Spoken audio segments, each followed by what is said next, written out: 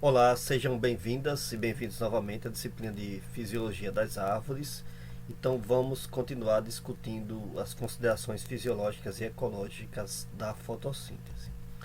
Bom, eu comentei sobre gradientes de sombreamento que ocorrem entre folhas, né, por exemplo, dentro da copa de uma planta, entre aquelas folhas que ficam mais expostas ao sol e as que ficam na parte mais interna, e também dentro de um ambiente natural, por exemplo, numa floresta, em que as plantas dos locais mais altos absorvem a maior parte da luz e aquelas que ficam na parte mais baixa, né, da floresta acabam tendo uma menor disponibilidade de luz e também uma luz menos abundante naqueles fótons que são mais utilizados para a fotossíntese, que principalmente vão estar na faixa do azul e do vermelho. Esses gradientes de absorção de luz acontecem também dentro de cada folha. É claro que isso depende da intensidade luminosa, como eu já comentei, mas, por exemplo, em uma intensidade luminosa relativamente baixa, a maior parte da luz vai ser absorvida nas camadas mais de cima, isso no caso de flores, de folhas que ficam posicionadas de forma plana, né? Ou seja, em sentido perpendicular aos raios luminosos. Então, por exemplo, aqui eu tenho profundidade do tecido da folha desde 0 até 100%, começando da parte de cima até a parte de baixo.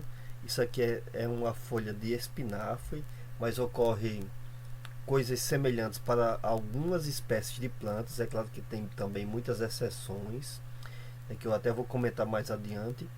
Mas, por exemplo, se eu pegar essa mesma relação aqui abaixo, tá, de 0 até 100%, desde a superfície até a parte mais de baixo da folha, e eu comparar isso com a luz absorvida que está aqui no eixo Y, então a gente vai ter que luz azul ela é absorvida em maior intensidade em uma camada muito superficial, antes dos 10% iniciais aqui, e a luz vermelha também, né, um pouquinho antes dos 20%, ou seja, a maior parte da luz realmente utilizada na fotossíntese é absorvida nas camadas bem de cima. É claro que se a intensidade luminosa for muito alta, aí parte dessa luz vai passar para as camadas mais de baixo e até passar para folhas que vão estar mais abaixo dessa. Mas em uma intensidade baixa, então ocorre essa alta intensidade de absorção nas camadas mais de cima. A luz verde, que é utilizada com menos intensidade, eu já expliquei porquê, né, isso anteriormente, ela vai ser absorvida em uma camada mais abaixo, mas ainda assim bem próxima à superfície, ou seja, a maior parte da radiação fotossinteticamente ativa é capturada pelas células que ficam mais acima na superfície da folha. Mas ainda assim, tá, se a gente compara com relação à concentração de clorofilas, que é o que está aqui nessa linha em preto, observem que nas camadas mais superficiais não tem clorofila com alta intensidade. Por quê? Porque já chega muita luz, então não é necessário ter tanto pigmento capturando luz. Nas camadas mais intermediárias, aí sim precisa de mais pigmentos porque chega a luz com menor intensidade. É o mesmo raciocínio que a gente faz para folhas de sombra. Por que folhas de sombra têm mais pigmentos? Né? Que eu já discuti também nesse assunto. Porque em um local mais sombreado, a planta precisa desenvolver, né, estruturas para capturar luz. São exatamente as clorofilas do complexo antena. Então elas vão ficar em maior quantidade na parte intermediária porque chega menos luz. Essas células aqui precisam absorver a pouca luz que consegue escapar da parte de cima. E depois a concentração de clorofilas vai diminuindo também, porque essas células das camadas mais abaixo, que formam o parênquima lacunoso, né, eu já defini também essas estruturas anatômicas da folha, elas vão tendo tamanho menor e consequentemente menos cloroplastos. E daí, né, então elas vão ter também menos clorofila. Ok? Então, ocorre esses gradientes só para a gente entender que, variando a anatomia, né, da folha, ocorre também variações na fisiologia da fotossíntese entre plantas.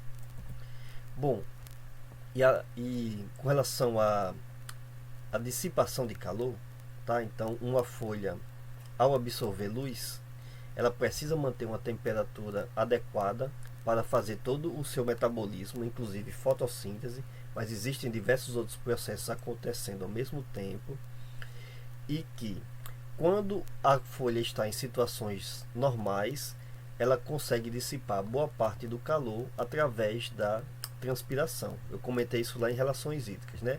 Quando uma folha está transpirando normalmente, então ela está se resfriando, porque a água, ao passar do estado líquido para o estado de vapor, ela consome uma grande quantidade de energia, que é o chamado, que é por isso que a água tem, né, um alto calor latente de vaporização, porque para essa mudança de estado físico ela consome uma alta quantidade de energia. Então isso é importante, isso mantém a folha resfriada, mas nem sempre isso é possível. Por exemplo, em situações em que as plantas precisam fechar estômatos para economizar água, elas vão diminuir a transpiração.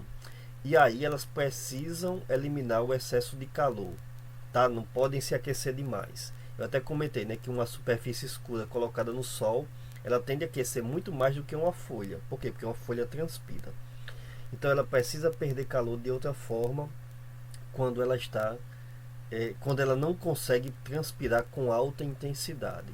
Então existem ainda assim duas possibilidades de perda de calor.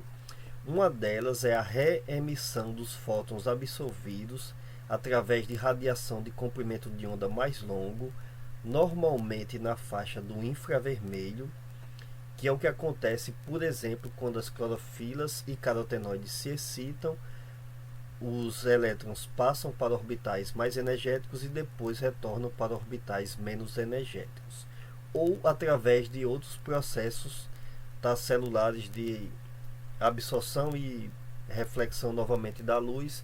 Ela acaba sendo boa parte da radiação que é interceptada pela superfície foliar, acaba voltando novamente para a atmosfera. E sempre que volta, diminui um pouco a energia, então volta como comprimento de onda mais longo. Mas no caso de folhas, de proteção de folhas, o que exerce um papel muito importante nesse processo aqui são os carotenoides. E aí eu comentei na aula anterior, né, sobre o ciclo das xantofilas e de outros carotenoides que também têm um papel muito importante para dissipar excesso de energia como o calor. No caso de plantas de ambientes tropicais, principalmente ambientes mais desérticos, em que elas não conseguem transpirar com alta intensidade durante diversos meses do ano, ou até durante algumas horas do dia, né, que tem condições mais desfavoráveis, ainda existe uma outra possibilidade de perda de calor, que é a chamada perda de calor sensível. Perda de calor sensível a gente percebe também, tá? É aquela situação que você, por exemplo, chega próximo a um fogão aquecido ou uma panela aquecida, não precisa tocar nela para perceber que está quente. Por que você percebe que está quente? Porque a temperatura elevada dessas superfícies aquece o ar em volta dela, e o ar aquecido é percebido, né, quando a gente chega ali próximo.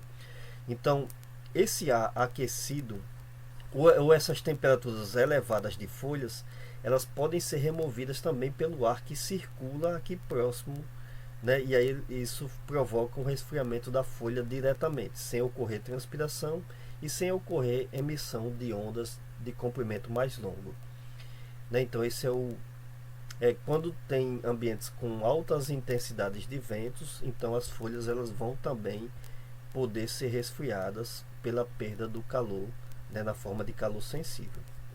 No caso então de plantas de clima mais árido e de clima mais tropical, predominam nesses ambientes plantas com folhas compostas, que é o que está mostrado aqui na figura A, ou com folhas recompostas, que é o que está na figura B. Tá? Vocês provavelmente viram ou vão ver isso nas disciplinas de morfologia vegetal, mas para nosso caso aqui, o que é interessante é que folhas simples elas são mais difíceis de entrarem em contato com o ar em movimento, e que ocorra perda de calor na forma de calor sensível. Uma folha composta e principalmente uma folha recomposta, como está mostrado na figura B, permite um contato muito maior com o ar que circula, porque o ar vai poder penetrar em diversos espaços aqui, e aí isso vai ser, né, muito mais fácil de ocorrer o resfriamento. Então observem que em ecossistemas quentes, por exemplo, na Caatinga, a maior parte das árvores possuem folhas compostas ou recompostas, mesmo tendo uma área foliar semelhante, isso, tendo folíolos ao invés de folhas inteiras, isso permite um resfriamento muito mais fácil. Tá? Então daí é que a gente encontra em ecossistemas tropicais uma predominância, principalmente quando são árvores, ou seja, plantas que precisam ter um ciclo com duração maior do que um ano, porque quando são plantas de ciclo anual, elas podem produzir folhas simples, já que elas vão crescer e se multiplicar apenas na estação favorável, por exemplo, apenas na estação chuvosa. Quando é o caso de árvores, aí elas precisam ter um mecanismo adicional de dissipação de calor. Então, folhas compostas ou recompostas são muito úteis para isso, tá? Para evitar aquecimento excessivo e, consequentemente, danos ao metabolismo foliar. Além disso, tá? Além de folhas compostas, existe um papel muito importante dos estômatos.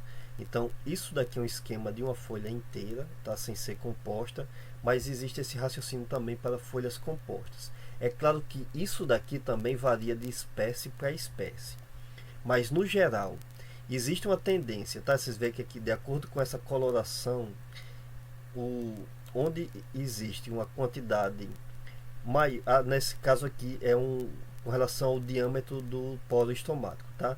Então vocês estão observando que estômatos maiores, com polo estomático maior, se localizam principalmente nas regiões centrais da folha.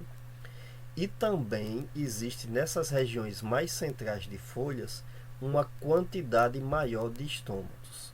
Por que que existe isso? Tá? Então, em outras palavras, não é uma situação homogênea. Não existe uma distribuição homogênea na epiderme foliar de número de estômatos e também de poros estomáticos. Estômatos em maior quantidade e maiores também, né, formando poros maiores, se concentram na parte central de folhas. Isso é para diversas espécies vegetais, tá? Por que isso? Porque exatamente é aquela região que vai se aquecer mais, tá? Então precisa ter mais transpiração, precisa ter mais resfriamento.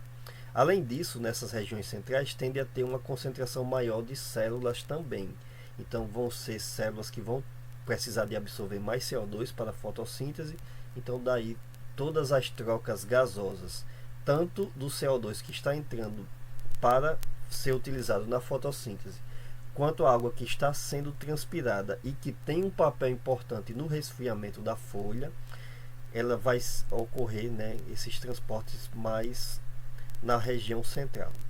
E a região central, como é mais distante, como tem um contato menor com o ar que circula, porque as partes periféricas elas vão ter um contato maior, então consequentemente isso permite também manter essa região aqui mais resfriada.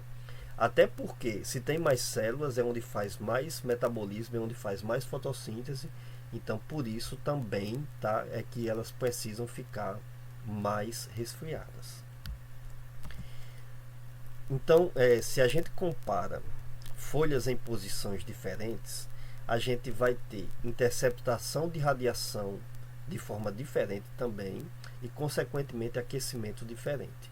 Eu comentei bastante situações de folhas que têm essa linha em verde aqui, que são folhas que têm posicionamento horizontal, ou seja, perpendicular ao solo e, consequentemente, perpendicular ao sol quando ele está por volta do meio-dia, né, bem lá em cima. É claro que em regiões de clima temperado não fica exatamente acima, né, fica um pouco inclinado, mas fica inclinado ou para o norte ou mais para o sul, dependendo do hemisfério.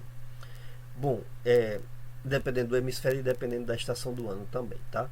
Mas no caso de plantas de clima tropical, então a gente vai ter folhas que vão interceptar quando as folhas estão na posição horizontal, elas vão interceptar a maior parte da radiação por volta do meio-dia. Consequentemente, essa é a hora que elas tendem a aquecer mais. E aí, no caso, a gente tem variações. Por exemplo, tem muitas plantas de clima tropical que elas possuem folhas no sentido vertical e no sentido vertical também de leste para oeste.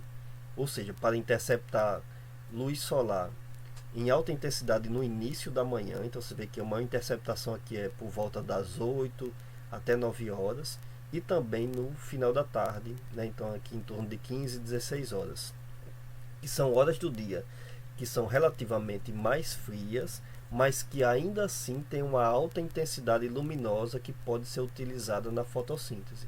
Então simplesmente as plantas colocando folhas com orientação, com um ângulo diferente em relação à superfície, né, a interceptação dos raios solares, elas vão ter uma interceptação menor de radiação e um aquecimento menor. E dependendo do ambiente, se ela está num ambiente mais aberto, por exemplo, se não tem nenhuma árvore próxima competindo por luz, ou nenhuma outra planta competindo por luz, isso vai possibilitar ainda uma alta intensidade de fotossíntese, tá? Que é o que está mostrando, aliás, não está mostrando aqui fotossíntese, né? Está mostrando apenas interceptação de luz. Mas se a gente medisse fotossíntese, daria para acontecer uma alta intensidade de fotossíntese também, e ainda assim, né, sem aquecer muito a folha, porque por volta do meio-dia é a hora que elas vão interceptar menos luz. Observem as folhas do eucalipto, que elas têm esse tipo de orientação, tá? Elas não são completamente na vertical, mas elas tendem a ficar mais na vertical do que na horizontal. E como é uma planta com copa muito alta, elas estão num ambiente que não estão competindo com luz com nenhuma outra espécie de planta. Isso é claro que dependendo se for um plantio muito adensado, aí vai ter uma competição entre indivíduos, né? Mas se não, elas conseguem fazer fotossíntese numa boa em locais tropicais, sem aquecer muito as folhas, simplesmente mantendo alta intensidade de interceptação de luz e consequentemente fotossíntese nas horas mais frias, né, durante o dia. E aqui a gente tem variações, tá? Então folhas que têm que direcionam as suas plantas, aliás, que direcionam suas folhas de acordo com o movimento do sol, que eu comentei isso aqui nesse assunto, né? Elas vão interceptar de forma mais eficiente do que plantas que têm folhas na horizontal, né? Então seria essa linha em preto aqui. Ao longo do dia elas interceptam luz com mais intensidade, consequentemente tendem a aquecer mais, e aí, né, elas teriam que estar absorvendo água em alta intensidade para não aquecerem. Então plantas que têm movimento plantas que fazem movimento para acompanhar os raios solares, elas direcionam suas folhas quando as condições do ambiente estão ótimas, tá? Então o girassol faz isso, a soja faz isso, mas quando as temperaturas são muito boas. Feijão também, algumas espécies de feijão, tá? Mas quando as condições climáticas, por exemplo, quando o solo está seco, aí elas não vão fazer esse processo aqui, porque isso poderia provocar um aquecimento excessivo de suas folhas. E aqui abaixo, tá? Isso aqui são plantas, características de plantas de clima muito sombreado, que elas formam folhas quase que convexas, tá? Seriam mais ou menos assim, no caso. E aí elas vão interceptar luz solar, né, desde no início da manhã ao meio-dia e ao final da tarde, por exemplo, né?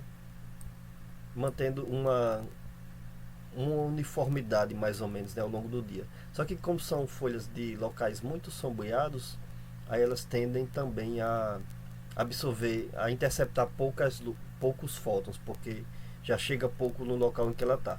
Se ela estivesse num local muito ensolarado, não poderia ter essa estrutura, porque também iria ter essa tendência de aquecer demais, tá? Então, variações nos ângulos foliares são muito interessantes para entender, né, o processo tanto de absorção de luz quanto evitar superaquecimento, e ocorre inclusive respostas de acordo com o ambiente, tá? Sempre que o ambiente Se você cultiva uma planta em local muito irrigado, ela vai ter folhas que vão se posicionar para capturar mais luz, porque não tem muito problema delas absorver excesso de luz, que elas conseguem se resfriar naquele ambiente. E se você cultiva elas em locais mais susceptíveis a estresses por falta d'água, por exemplo, ou por salinidade, aí elas vão ter que dar um jeito de não interceptar tanta radiação solar para evitar superaquecimento. Consequentemente, vão fazer também menos fotossíntese, né? Sempre vai ter essas trocas, né? Ou sobrevivência ou produtividade, dependendo do ambiente. Bom, então, reações luminosas da fotossíntese, elas também são afetadas pela temperatura foliar. Essa figura A não tem muito interesse da gente discutir aqui, porque eu já discuti isso anteriormente, tá? Então aqui ele está medindo, os autores estão medindo variação da umidade do ar de acordo, então taxa de fotossíntese de acordo com a irradiância, né? Seria uma curva de resposta à luz, de acordo com a umidade do ar. Então, desde o ar mais úmido, que seriam essas bolinhas em preto, e essa linha acima, até ar mais seco. Então, quando o ar está mais seco, é claro que a planta vai fazer menos fotossíntese, a curva de resposta não vai saturar, como está mostrando aqui em cima. Por quê? Porque aqui no caso, as plantas vão estar fechando os estômatos para evitar a transpiração, né? Lembro que lá em relações hídricas eu falei que a umidade do ar, ou melhor, né, o déficit de pressão de vapor, influenciam na abertura e fechamento de estômagos. Tá, mas eu não quero voltar nesse assunto aqui não. Qualquer coisa vocês retornam e vejam a explicação. O que eu quero mostrar aqui é que a temperatura foliar, ela também afeta as reações luminosas da fotossíntese. Então aqui está medido variações de temperatura, e aqui no eixo Y eu tenho taxa de transporte de elétrons no fotossistema 2. Então observem que em temperaturas muito baixas a taxa de transporte de elétrons tende a ser mais baixa, ela vai aumentando até atingir uma faixa de temperatura ótima, e se a temperatura continuar aumentando, a taxa de transporte de elétrons se reduz também. Tá? Então não são apenas as reações de carboxilação da fotossíntese que são afetadas. As reações luminosas, os transportes, as cadeias de transporte de elétrons que a gente viu que acontecem nas membranas dos cloroplastos, elas também são afetadas por temperatura. Também existe uma temperatura ótima, e que isso varia de espécie para espécie. Sempre vai ter essa variação, tá? Plantas mais adaptadas a ecossistemas frios, elas vão ter uma temperatura ótima mais baixa, e plantas adaptadas a ecossistemas mais quentes, elas vão ter uma temperatura mais alta para as reações luminosas da fotossíntese. Então, além de reações luminosas, a gente tem outros processos bioquímicos, né? Então, tem também as reações de carboxilação. Aqui está no livro de vocês, né, no nosso livro texto. Então está se comparando o efeito da temperatura foliar, que é o que está no eixo X, afetando a taxa de fotossíntese lípida, né, ou assimilação de CO2, que eu expliquei isso na aula anterior. Então, na linha em vermelho aqui, existe uma planta C4. Daqui a pouco eu vou explicar mais com relação à bioquímica delas. E aqui tem uma planta C3. Só que essa planta C4 ela é de um ecossistema quente, ela é de uma região de deserto quente. E essa planta C3 ela é de uma região costeira fria. Então observem que as duas possuem um efeito da temperatura na fotossíntese. Temperaturas mais baixas afetam negativamente a fotossíntese, basicamente porque além de afetar negativamente as reações luminosas da fotossíntese, ocorre uma redução também na taxa de metabolismo lá das reações de carboxilação da fotossíntese. Então todas as reações ficam mais lentas em temperaturas mais baixas, e quando a temperatura passa a ficar muito elevada, ocorre processos de desnaturação de enzimas, por exemplo, tá? Ou danos no aparato fotossintético, em outras estruturas lá. Então isso também afeta negativamente a fotossíntese. Ok? Então, por exemplo, eu tenho aqui a planta de região fria, que tem uma temperatura ótima, quase que mais ou menos aqui na faixa de 25, 27 graus, e a planta de ecossistema quente, né, vai ter uma temperatura ótima para ela, quase em torno de 45, 46 graus, tá? Então, a fotossíntese ser do tipo C3 e C4 tem uma influência, mas tem uma influência muito grande também da planta ser ou não adaptada a alguns ecossistemas. Então, por exemplo, estou comparando aqui outra planta C3 com outra planta C4. Essa planta C3 aqui, ela tem uma temperatura ótima em torno de 23, 24 graus também, mas essa planta de clima mais quente aqui, que é a C4, ela tem uma temperatura ótima aqui já em torno de 40 graus, ou seja, um pouco mais abaixo do que eu mostrei no slide anterior. Então, para ver que como é importante essa questão das plantas serem ou não adaptadas a alguns ecossistemas.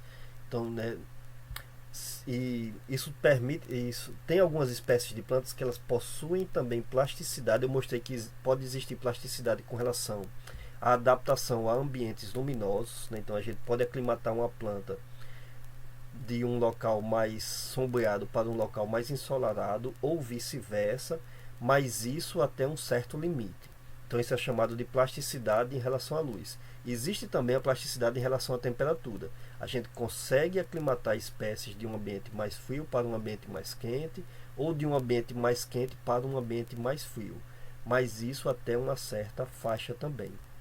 Algumas espécies se adaptam muito bem, conseguem ter uma variação muito grande de temperatura em que elas conseguem crescer, e outras têm uma variação pequena. Então, aquelas que conseguem se adaptar a uma ampla faixa de temperatura, elas são ditas que têm uma plasticidade maior com relação à temperatura. E aquelas que não conseguem, né, têm uma plasticidade menor. Bom, mas tem esse efeito da planta ser ou não adaptada aos ecossistemas, porque a temperatura vai afetar toda a formação do processo, né, da maquinaria fotossintética. Então, por exemplo, as membranas de plantas, ocorre variação nos lipídios de membranas, que são muito importantes para as reações luminosas da fotossíntese. Tá? Vejam que todas aquelas reações ocorrem exatamente nas membranas dos tilacoides. Quando eu falar mais adiante sobre lipídios, aí eu vou explicar como é que são essas alterações. Mas, por exemplo, um tilacoide de um cloroplástico se forma em temperatura mais baixa, ele possui uma certa composição que permite uma taxa de transporte de elétrons e outras reações da fotossíntese ocorrerem de forma mais adequada naquela faixa de temperatura, e se ele é produzido em uma temperatura mais elevada, ele também vai ter uma composição diferente que vai permitir que todos os processos de transporte de elétrons e outras reações bioquímicas sejam também mais adequadas na temperatura mais elevada. Mas além disso, existe o efeito dos mecanismos de concentração de CO2 que ocorre nas plantas C4. Tá? Então, para eu explicar isso, deixa eu mostrar aqui alguns estudos, né, para a gente entender bem isso em detalhe. Em primeiro lugar, tá? se a gente faz uma variação das concentrações de oxigênio e a gente mede a taxa de fotossíntese, isso daqui está sendo medida num ambiente com baixa concentração de CO2, mais baixo do que o que a gente tem atualmente na atmosfera. Tá? Então aqui está se medindo. Então você vê que quando a gente aumenta a concentração de oxigênio, diminui a taxa de fotossíntese. E quando diminui a concentração de oxigênio, aumenta a taxa de fotossíntese. Né? Atualmente na atmosfera a gente tem em torno de 21, 22% de oxigênio atmosférico, tá? O O2. Por que ocorrem essas variações? Tá? Então, comparando isso também com relação a plantas. Porque ocorre, a gente já entende, né? Eu já expliquei anteriormente, porque a rubisco ela faz reação de oxigenase ao mesmo tempo que ela faz de carboxilase, né? Ou seja, ela pode incorporar no centro de reação CO2, e quando o oxigênio está em alta concentração, ela tende a incorporar muito oxigênio, que gera um problema, né? Que ela vai ter que fazer fotorrespiração para evitar uma perda de carbono em alta quantidade. Bom, então no caso, quando a gente compara produção de biomassa de plantas e a gente compara aqui variação na concentração de CO2, então desde concentrações baixas de CO2 na atmosfera até concentrações muito altas, isso aqui é bem mais alto do que o que a gente tem atualmente na atmosfera, tá? A gente atualmente está em torno de 400 ppm, né, ou partes por milhão de CO2. Isso aqui está em um ambiente simulado, né, em um ambiente fechado, com concentração mais elevada. Então é claro que quanto mais fornecer CO2, maior vai ser a produção de biomassa das plantas. Mas num ambiente com oxigênio normal, esse aumento, né, vai ocorrer, mas se a gente ao mesmo tempo reduz o oxigênio do ambiente, aí a planta produz muito mais biomassa. Por que que tem essa diferença aqui, né? Se eu comparo todas as colunas aqui, né, com as condições atmosféricas atuais de oxigênio e com uma atmosfera mais reduzida em oxigênio, porque tem essas variações? Porque quanto menos oxigênio existir na atmosfera, menor vai ser a possibilidade da rubisco incorporar oxigênio ao invés de CO2 e fazer a reação de oxigenase. Mas por que que o oxigênio ele fica disponível em maior quantidade quando aumenta a temperatura? Tá? Então, porque se aumenta a temperatura, isso não quer dizer que vai aumentar oxigênio. Tá? O oxigênio permanece na mesma concentração. O CO2 também permanece na mesma concentração. A questão é que ocorre variação na solubilidade do oxigênio e do dióxido de carbono quando ocorre variação na temperatura. Então, em temperaturas mais baixas, sempre que a temperatura vai aumentando, vai diminuindo a solubilidade, tanto do O2, tá? Então aqui a atmosfera com 21% de oxigênio, e aqui a atmosfera com 0,035% de CO2, que é uma atmosfera antiga, tá? Esse trabalho foi feito em 93, atualmente, como eu falei, a gente tem 400 ppm de CO2, ou 0,04% de CO2, tá? Então, quando ocorre aumento de temperatura, diminui a solubilidade do oxigênio e diminui também a solubilidade do CO2. Só que o CO2 ele diminui em uma proporção maior do que o oxigênio. Então, mesmo a atmosfera tendo muito mais oxigênio, isso eu já expliquei anteriormente, a rubisco ainda assim faz muito mais reações de oxigenase. Aliás, faz muito mais reações de carboxilase. Mesmo o CO2 estando na atmosfera numa concentração muito mais baixa do que o gás O2, a rubisco ainda utiliza muito mais CO2. Mas é claro que como tem muito oxigênio, de vez em quando algumas moléculas de oxigênio são incorporadas. E aí isso gera problema. Quando aumenta a temperatura, o problema fica maior, porque o CO2 ele diminui mais a solubilidade do que o O2, e daí quando a gente pega uma proporção entre concentração de oxigênio e CO2, de temperaturas mais baixas até temperaturas mais altas, essa tendência é que vá aumentando.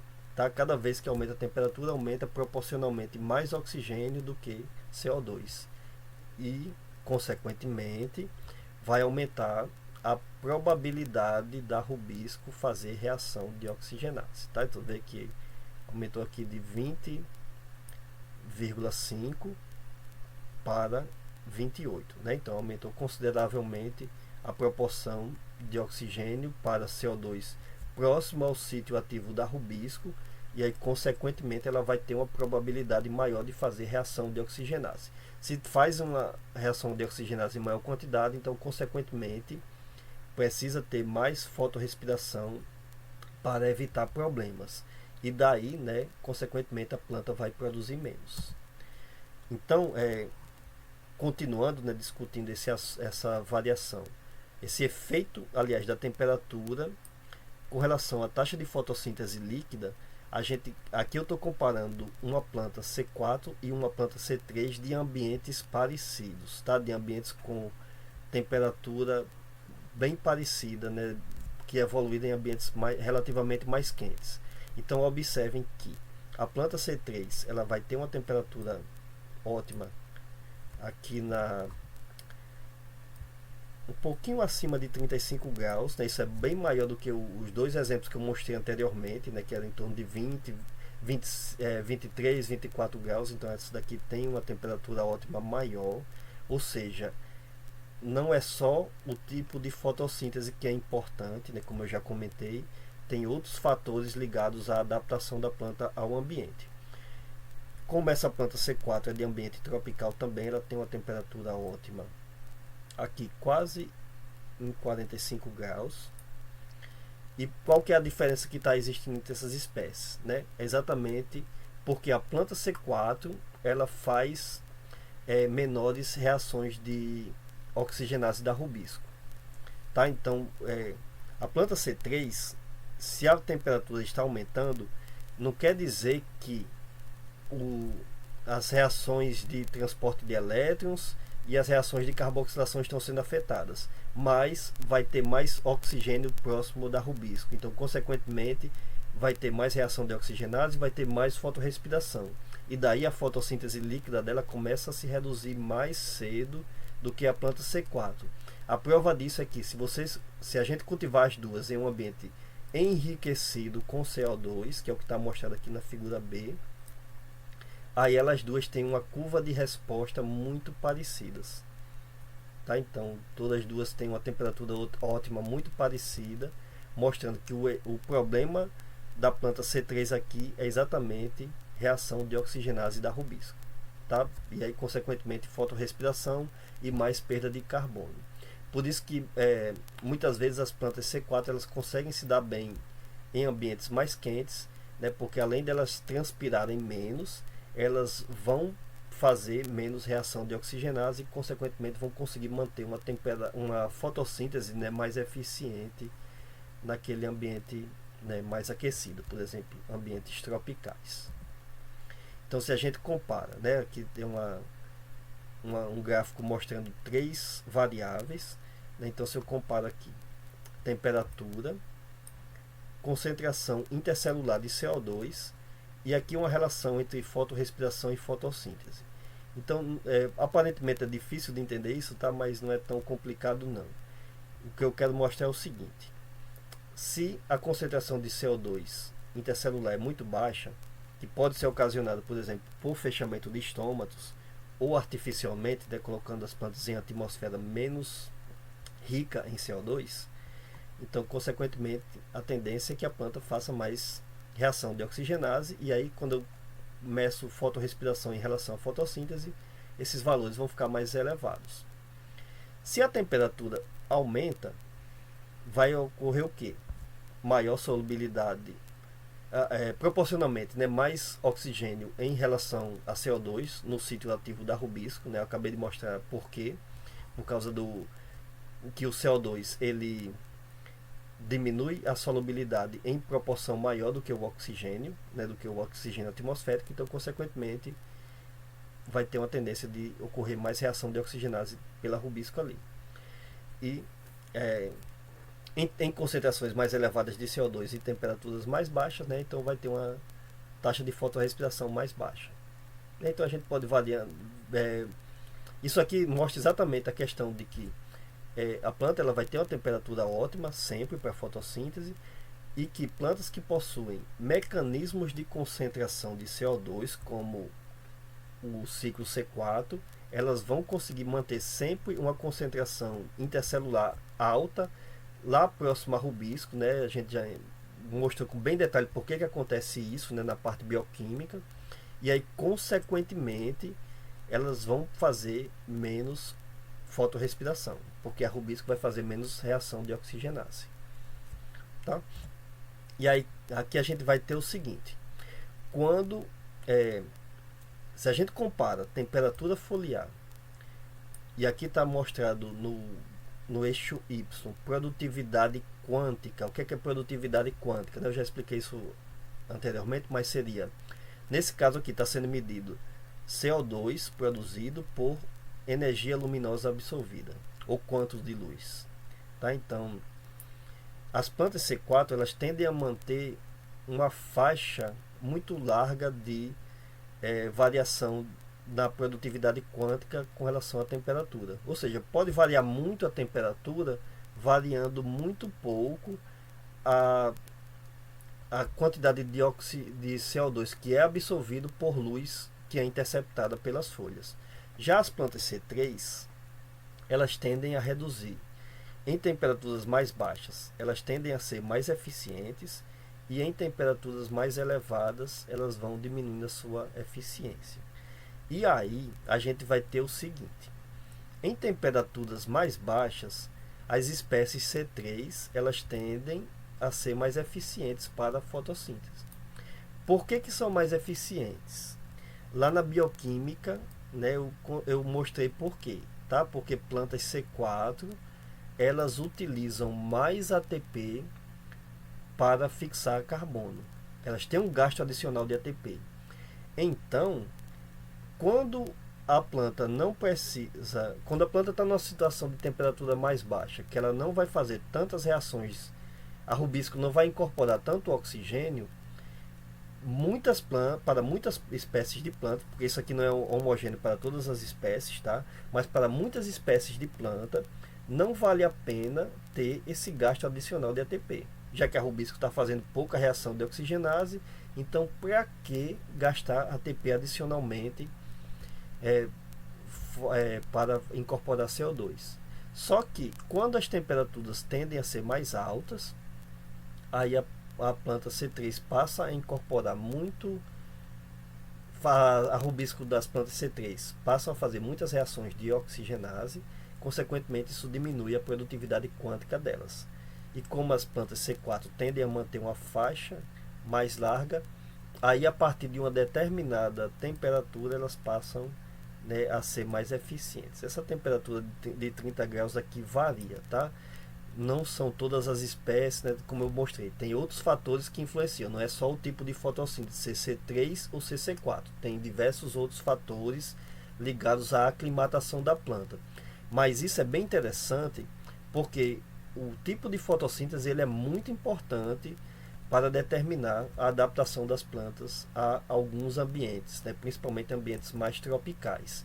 Então, quando a gente tem variação de latitude, aí eu vou ter uma faixa onde a fotossíntese vai ser mais eficiente para plantas C3, e eu vou ter uma faixa em que a fotossíntese vai ser mais eficiente para plantas C4. Então, em latitudes mais baixas, ou seja, próximas ao Equador, as plantas C4 tendem a ter uma fotossíntese mais eficiente. Essa linha vermelha aqui seria, por exemplo, ganho relativo de carbono, né? Ou fotossíntese líquida. Não tem nem valor aqui, tá? Só porque são valores relativos. Então, as plantas C4 elas tendem a ser mais eficientes em latitudes mais próximas ao Equador, porque exatamente a temperatura é mais elevada. Além da temperatura ser mais elevada, tem alguns outros fatores, tá? Porque plantas C4, como tem concentração de CO2, elas conseguem manter os estômatos mais fechados e manter uma alta concentração de carbono próximo a rubisco. Consequentemente, elas vão transpirar menos, tá? Tem a questão de economizar mais água nesses ambientes. Mas além disso, né, tem a questão de fazer menos fotorrespiração. Então aí elas vão prevalecer nesses ambientes mais tropicais. Já num ambiente mais frio, as plantas C3 tendem a ser mais eficientes, porque as plantas C4 gastam mais ATP por CO2 fixado. Ok? E tem ainda uma outra coisa, tá? Em um ambiente mais sombreado, as plantas elas não podem se dar o luxo de gastar muito ATP. Por isso que as plantas C4 são menos eficientes. Por quê? Porque tem pouca luz. Onde é que se produz ATP? Nas reações luminosas da fotossíntese. Então, se tem um ambiente com pouca luz, consequentemente, todas as plantas daquele ambiente vão produzir menos ATP, vão fazer menos reações luminosas da fotossíntese. Então, não se pode dar o luxo de gastar adicionalmente mais ATP em um ambiente mais sombreado, em um ambiente mais afastado da linha do Equador. Já num ambiente bem tropical, próximo à linha do Equador, não tem nenhum problema que se gaste adicionalmente ATP. Por quê? Porque sempre vai ter muita luz. É claro que se for uma planta que cresce nas partes mais internas de uma floresta, aí sim vai ter problema de luz. Mas para aquelas que conseguem atingir o topo, né, a parte mais elevada, ou em alguns ecossistemas que sempre tem muita luz, tem árvores e diversas espécies muito espalhadas, muito afastadas umas das outras, então não tem nenhum problema. Aliás, vai ter problema até de ter excesso de ATP. Elas vão ter que dar um jeito de gastar esse excesso de ATP para evitar aqueles problemas ligados à fotoinibição, né, que eu comentei na aula anterior. Então, a fotossíntese C4 utiliza, né, luz do ambiente que ela tem em excesso de luz mesmo. Então não é gasto. Gasto para ela seria água. Então a água tende a ser mais escassa em regiões tropicais. Então é mais vantagem manter estômatos mais fechados, porque a água sim é um recurso ambiental mais valioso. E aí ela precisa transpirar menos, mas luz ela tem em excesso. Já a planta C3 ela vai ter tende a ter muita água no ambiente, então não tem problema manter os estômatos mais abertos, mas a luz vai ser problema. Então ela vai poder estar absorvendo muito CO2, porque ela vai estar transpirando à vontade, só que ela vai ter pouca luz, então ela não pode adicionalmente gastar esse ATP, tá, para a fixação de CO2. Tá? Ainda tem essa outra questão, né, com relação às reações luminosas da fotossíntese. Bom, então daí a gente encontra que em ecossistemas mais próximos ao Equador, tá, isso aqui são distribuição apenas de gramíneas, mas se a gente fizesse isso para outros grupos de plantas, teria um gráfico semelhante. Então, o que está em amarelo aqui são locais em que tem, nesses ecossistemas, de 60% até 100% das espécies de gramíneas fazem fotossíntese do tipo C4. O que está em azul é o que são plantas gramíneas também, mas variando de 30% a 60% que fazem fotossíntese do tipo C4. Vejam que isso aqui já está quase no limite das regiões temperadas, ou a partir, né, das regiões temperadas, que estão aqui os dois trópicos, né, que definem o que é tropical, que fica exatamente aqui na parte central. Em alguns ecossistemas temperados ainda existem algumas espécies C4, né, que eu estou mostrando aqui nas figuras em preto. Mas aqui isso daqui está relacionado principalmente à diminuição da água nesses ambientes. Porque mesmo ambientes frios, pode ser que em alguns locais tenha disponibilidade de água muito pequena. Então, por exemplo, próximo aqui a algumas regiões dos Estados Unidos, tem ecossistemas que são frios, mas que são muito secos, e também aqui na Argentina, está na região da Patagônia e algumas regiões de deserto aqui na América do Sul, tem ecossistemas que são frios e que são secos. Então, se são secos, as plantas precisam manter estômatos muito fechados, e aí mecanismos de concentração de CO2 são muito importantes, como no caso do ciclo C4. Só que como são ambientes que têm pouca luz, então também não vai ter uma predominância muito grande de espécies. Elas vão estar ali no limite da competição entre o que é mais eficiente, se é a fotossíntese do tipo C3, que consome menos ATP por CO2 fixado, ou a fotossíntese C4, que consome mais ATP, mas ao mesmo tempo permite absorver CO2 com estômatos mais fechados. Tá? Tem uma competição, né, mais intensa ali, né, uma variação mais intensa dessa competição entre elas. Bom, então vamos ficar por aqui por enquanto. Falta só mais uma aula para concluir esse assunto, e daí a gente conclui também a parte de fotossíntese. Muito obrigado pela atenção e até a próxima.